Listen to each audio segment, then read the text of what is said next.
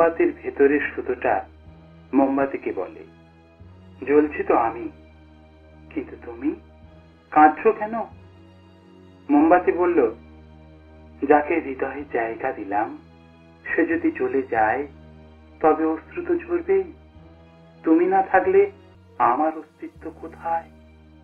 তুমি আছো বলেই আমি আলোকিত হই। তোমার স্নিগ্ধ আলোয় তুমিই মহিয়ান। নিজেকে পোড়াও, নিঃশেষিত করো কোমল উত্তাপে, আমি আছি তোমার আলিঙ্গনে।